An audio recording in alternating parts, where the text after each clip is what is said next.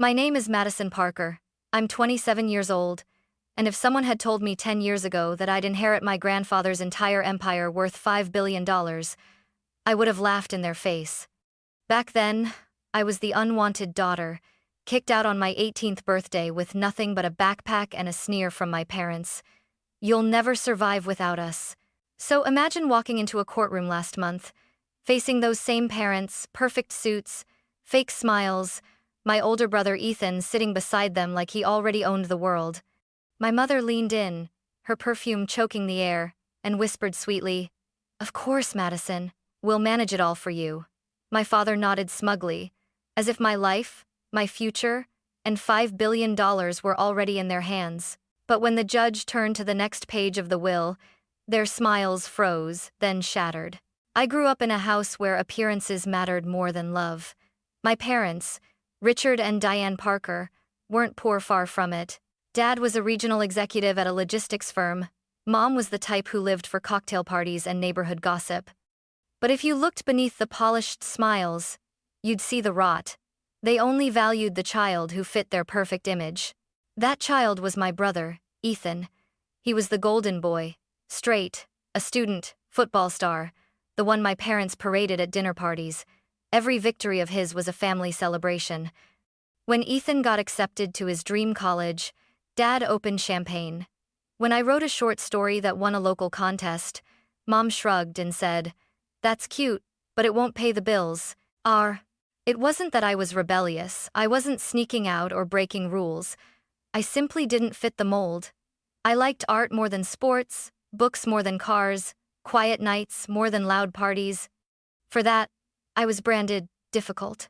When I asked why Ethan got a brand new car at 16 while I patched together rides from friends, my father's jaw tightened. "Life isn't fair, Madison. Learn your place." By the time I turned 17, the tension in the house was unbearable. Every dinner became a trial. Mom would roll her eyes whenever I asked for basic fairness. Ethan would smirk across the table, twirling his car keys, basking in the glow of being untouchable. And Dad just looked at me like I was a problem he couldn't wait to get rid of. I'll never forget the night he leaned forward, his voice low and sharp. "If you're still living under this roof by 18, you're a failure." The words cut deeper than any slap. I laughed then, because what else could I do? But inside, I was shattering. And when my 18th birthday arrived, they made good on their promise. It wasn't a quiet dismissal, it was a performance. Mom called me into the living room, Ethan lounging on the couch like it was a show. Dad stood tall, holding an envelope. "We've decided it's time you learn responsibility," he said coldly. "No more money, no more support. You're on your own." The envelope held nothing, no check, no safety net, just a symbolic gesture that they were done with me. I packed what I could into a backpack, 2 changes of clothes, a sketchbook, and my phone. When I hesitated at the door, Mom's voice rang out, syrupy but cruel. "Don't worry, sweetheart. You'll thank us one day." That night, I slept in the back seat of my old car, staring at the ceiling, wondering how my life had unraveled so completely. Meanwhile, Ethan posted photos from his fraternity party, smiling with a brand new MacBook Dad had bought him. The only person who didn't abandon me was my grandfather, William Parker. He invited me over on weekends, fed me, let me crash on his couch when I had nowhere else to go. He never said much about my parents, but the way his eyes darkened when their names came up told me he knew the truth. In time, he became more of a father to me than my own ever was. The years after I left home blurred into survival. I worked part-time jobs, studied when I could, and scraped together enough to rent a shoebox apartment. It wasn't glamorous, but it was mine.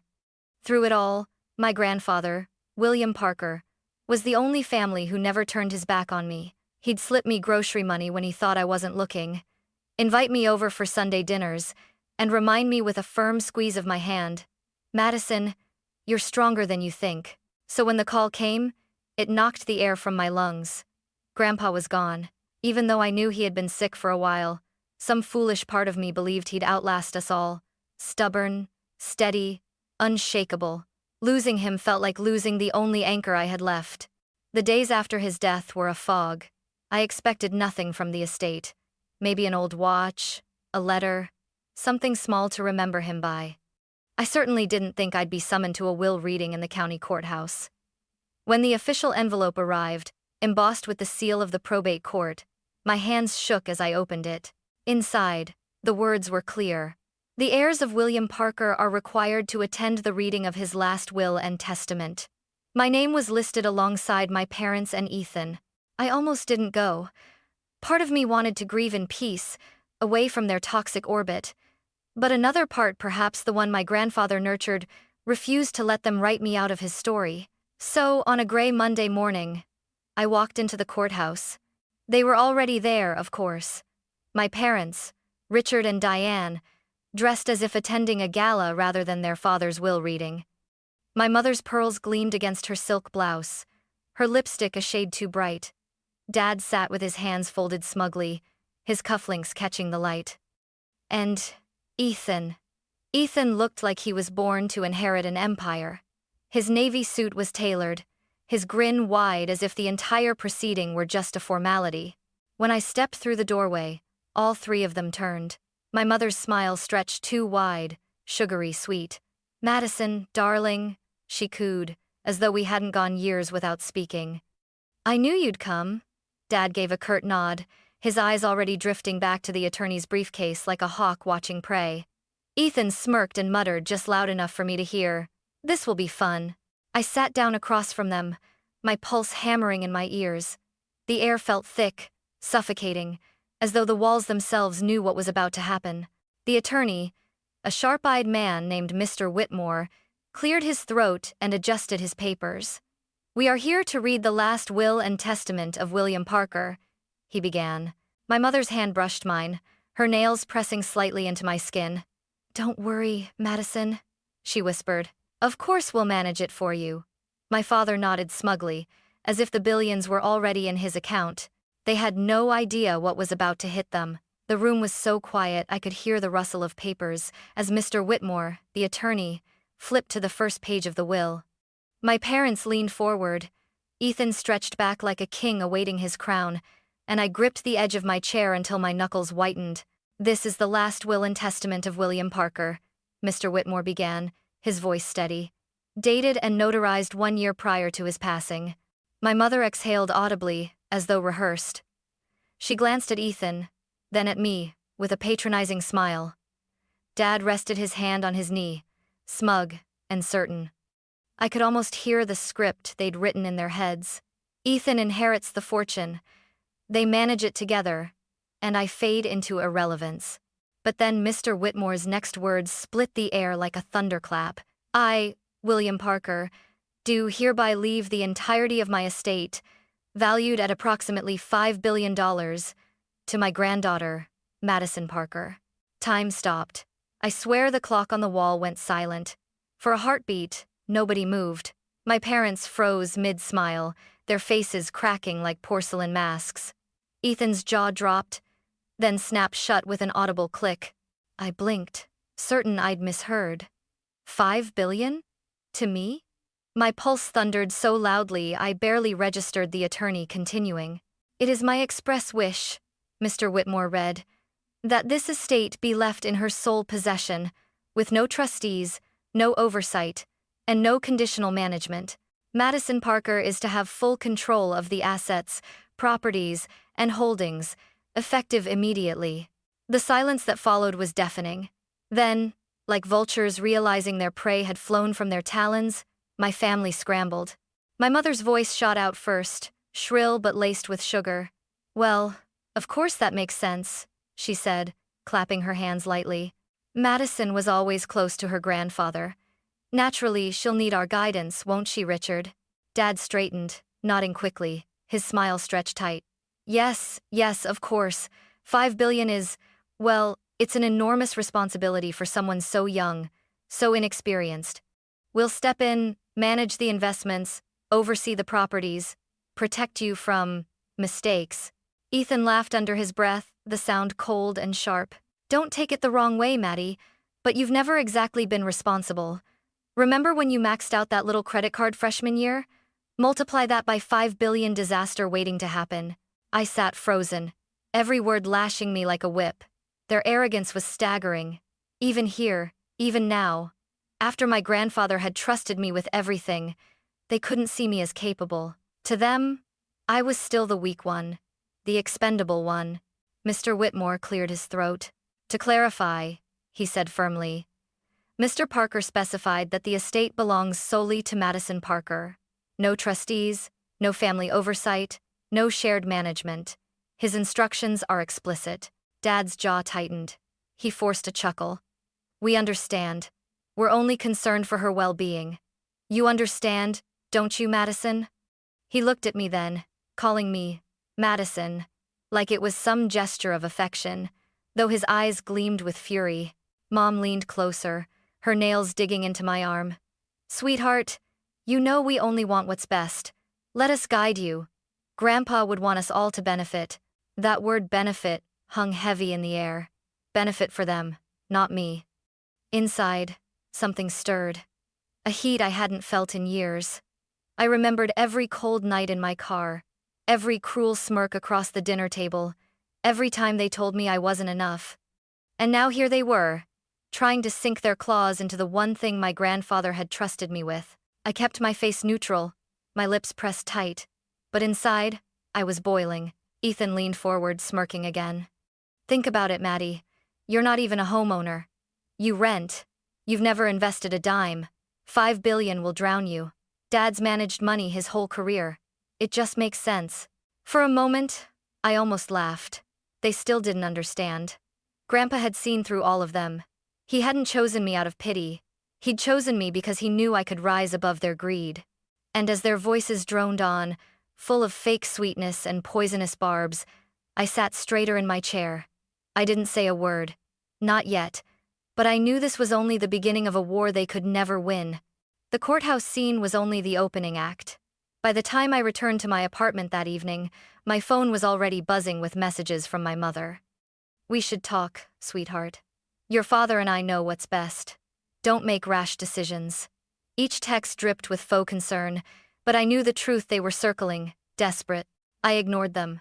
For 2 days, silence. Then, late one night, a knock rattled my door. When I opened it, there stood Ethan, leaning against the frame in his tailored jacket, that infuriating smirk plastered across his face. Without waiting for permission, he walked in. Cute place, he said, glancing around my modest living room as though inspecting a motel. But let's be honest, Maddie. This won't do anymore. $5 billion and you're living here? Embarrassing. I crossed my arms. What do you want, Ethan? He sank into my couch, stretching out like he owned it. Simple. I'm here to make sure you don't embarrass yourself. You've been living small for so long you don't even realize what you've got. Dad knows investments. Mom knows people. And me? I've got vision. Style. Together we could turn Grandpa's empire into something bigger. But only if you stop being stubborn. His words stung not because they held truth, but because they echoed every insult I'd ever heard at home. Small, stubborn, incompetent. He had learned their script by heart. I don't need your help, I said firmly. Grandpa left it to me. Not you, not them, me. For the first time, his smirk faltered. He covered it with a chuckle, but I saw the flicker of panic in his eyes. You really think you can handle this alone? Be smart, Maddie. Hand it over before you drown. I showed him the door. But Ethan wasn't the only one. The next day, my mother appeared no knock, just sweeping in like she still owned my life. She perched on a chair, smoothing her skirt, voice syrupy. Darling, you've always been too sensitive. This money, it could ruin you. Let us shoulder the burden. I stared at her, remembering the night she smiled as she kicked me out. Her nails dug lightly into my arm now, just like in the courtroom. Think of it as a family effort, she cooed. Grandpa would want us all to benefit. Benefit. The same poisoned word. When she finally left, I locked the door and sat in the silence, my chest tight. For a moment, doubt whispered, maybe they were right. Maybe I wasn't strong enough. But then I pictured Grandpa's steady eyes, the way he'd told me, you think before you speak. That's not weakness, that's strength. That night, I made a decision. No more playing defense. From now on, I'd document every word, every threat, every attempt to gaslight me. If they wanted a war, I'd be ready. And deep down, I knew this was only the beginning. I thought the whispers and guilt trips were bad, but nothing prepared me for outright betrayal. It started with a phone call. I was at work when my cell buzzed Mr. Whitmore, the attorney. His voice was clipped, urgent.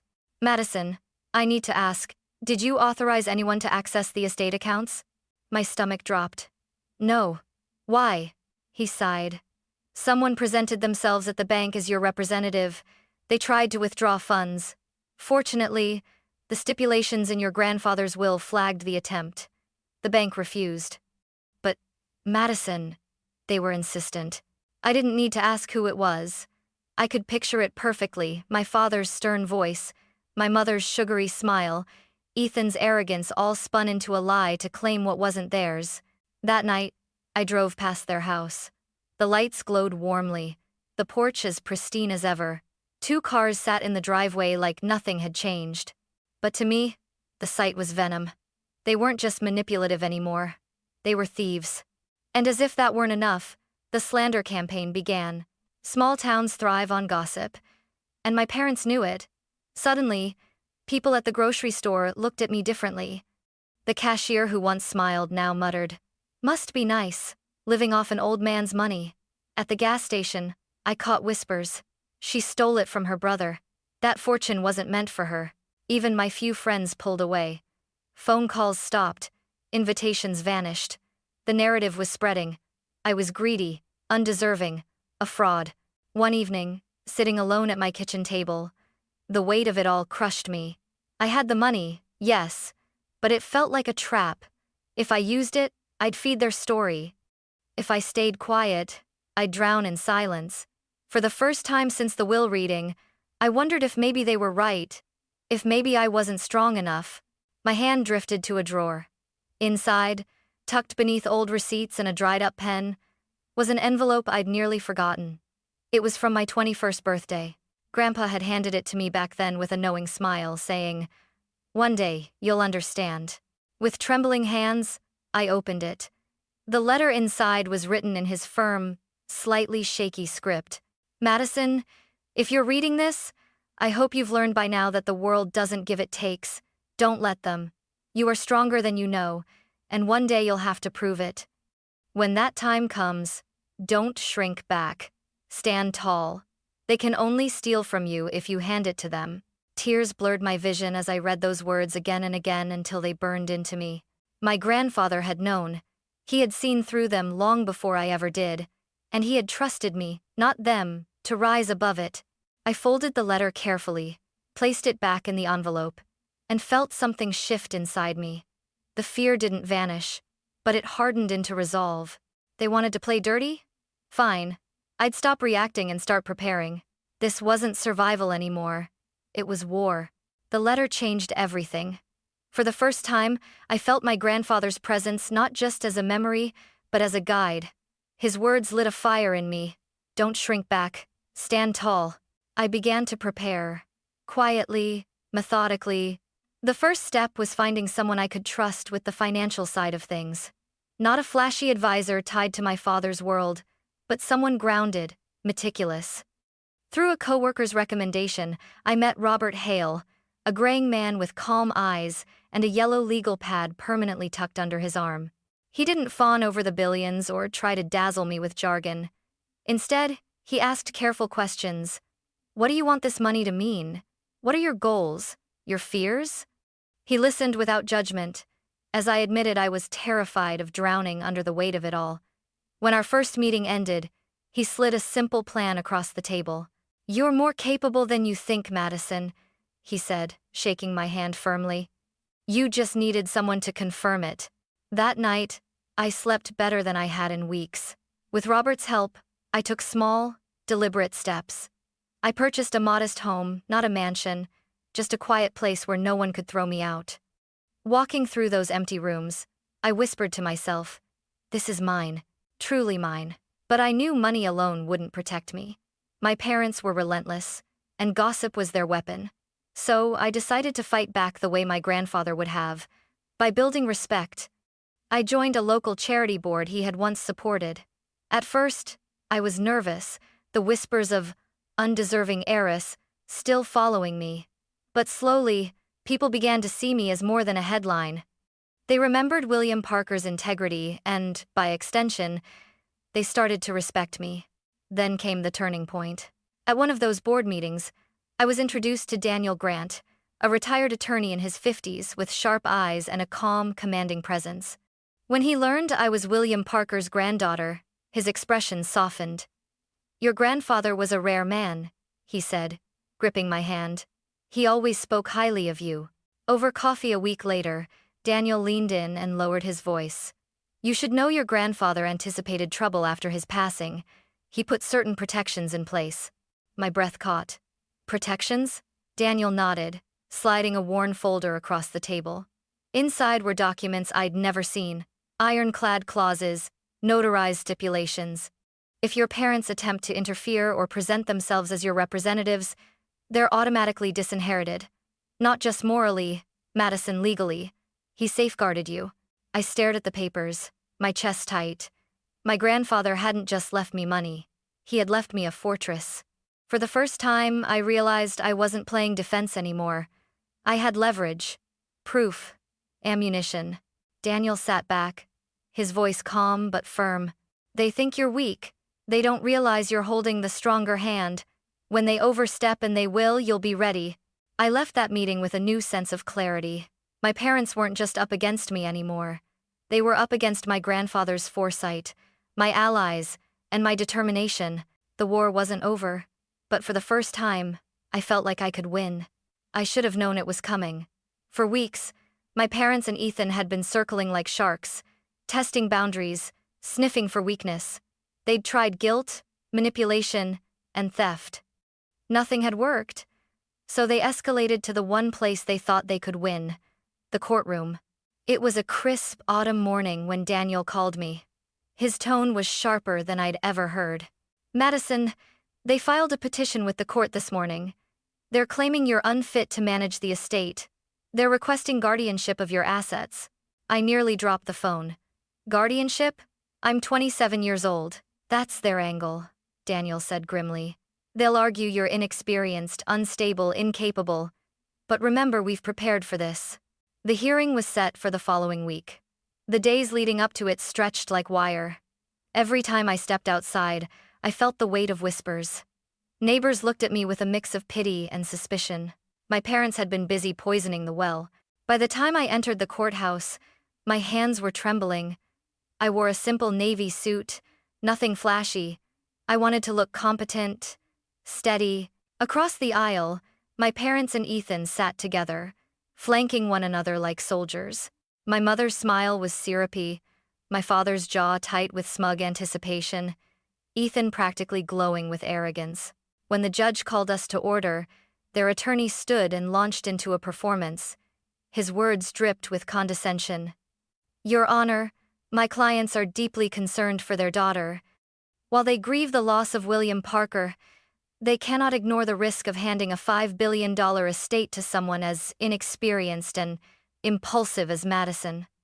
She has no history of financial management, no assets of her own prior to this inheritance, and a record of poor decision-making. It is only logical that her parents, successful, established adults, step in to safeguard the estate." Ethan nodded solemnly at every line, as though rehearsed. My mother dabbed at her eyes with a handkerchief, feigning emotion. My father looked directly at the judge, projecting gravitas. It was theater, and they thought the audience would buy it. Then Daniel rose. He didn't rush. His voice was calm, deliberate. "Your Honor, this case is not about competence, it's about greed." He laid out the evidence one by one, each piece like a hammer blow. The forged attempt at the bank, text messages from Ethan, dripping with condescension, mocking my ability to handle the money. Letters from my parents proposing that I share the inheritance by funneling assets into their accounts. The stipulations in my grandfather's will, ironclad, notarized, explicit that no one but me was to manage the estate. The courtroom grew quieter with each revelation. My parents shifted in their seats, their confidence cracking. Ethan's smugness faltered as Daniel projected one of his texts onto the screen. You'll drown in 5 billion, Maddie. Better let Dad take it. Then Daniel delivered the final blow. He lifted a worn leather notebook, edges frayed with use. This was entrusted to me by William Parker himself. Inside are his handwritten notes, his concerns, his foresight. He anticipated this exact situation. Allow me to read a passage. He flipped to the final page, his voice steady as he recited, "If they attempt to take what is not theirs, it will be proof enough of why I chose Madison. She has endured their cruelty, risen above their neglect, and proven stronger than they ever imagined. My estate is hers alone, not to be shared with those who cast her out." The words echoed through the chamber like a verdict before the verdict. I watched my mother pale, her hand frozen mid-clutch of her pearls. My father's fists clenched against the table. Ethan's eyes darted to the floor, his jaw tight. The judge leaned forward, her expression unreadable. Then, in a voice crisp and final, she said, "The petition is denied. The estate remains solely in Madison Parker's control. Furthermore, this court cautions the petitioners against any further attempts to undermine the explicit wishes of the deceased. This matter is closed." It was over in less than an hour, but it felt like a lifetime. As the gavel struck, my parents' facade shattered completely.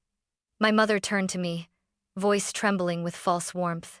"Sweetheart, you don't understand how much pressure this island. We only wanted to protect you." I stood, calm in a way I hadn't been in years. "No, you wanted to protect yourselves. Grandpa knew it, and now everyone else does too." Her hand hovered in the air, then dropped. My father muttered under his breath but couldn't meet my eyes. Ethan stormed ahead, his heels clicking like gunfire against the marble floor. I walked out of that courthouse with my head high, the weight of years lifting from my shoulders. For the first time, I wasn't the outcast, the failure, the scapegoat. I was the heir my grandfather had chosen and the one thing my parents could never control again. But as I stepped into the sunlight, one truth burned in my chest. This wasn't the end. The legal battle was won. Yes. But the fallout, the reputations destroyed, the relationships severed was just beginning. And I was ready for it. The verdict might have ended the legal battle, but the aftermath unraveled slowly, like dominoes tipping one by one. My parents had strutted into that courtroom believing they could bend the world to their will, the same way they bent me when I was young. The judge's ruling had done more than deny their petition. It had ripped away the masks they had worn for decades. It started small. My mother's circle at the country clubs suddenly grew cold. Where once she was the queen of gossip and brunches, now conversations hushed when she entered the room. I heard whispers from acquaintances. "We had no idea how cruelly they treated Madison. It's disgraceful." She tried to brush it off with brittle smiles, but even she couldn't hide the humiliation. My father fared no better. News of the court case spread through his company like wildfire. Clients who once trusted his expertise in finance began to distance themselves. Meetings were canceled. Eventually, I learned he'd been encouraged to take early retirement. For a man whose entire identity was wrapped in professional authority, the forced exit was a crushing blow. And Ethan. Oh, Ethan's fall was the sharpest. His entire social status had been built on being the golden child, the favored son, the heir apparent. But after the court exposed the attempted fraud and those smug texts, people saw him for what he truly was, entitled, arrogant, and hollow. His girlfriend dumped him. Invitations to parties dried up. Soon enough, word reached me that he'd moved back in with our parents. 3 broken egos under one roof, feeding off each other's bitterness. Meanwhile, my world expanded in ways I'd never dared to imagine. I threw myself into work and into causes my grandfather had cared about. The charity board grew into something larger, and I began to play a leadership role. For the first time, people sought out my voice, not to dismiss it, but to listen. Respect not grudging, not conditional, real respect. I invested carefully, following Robert's steady plan.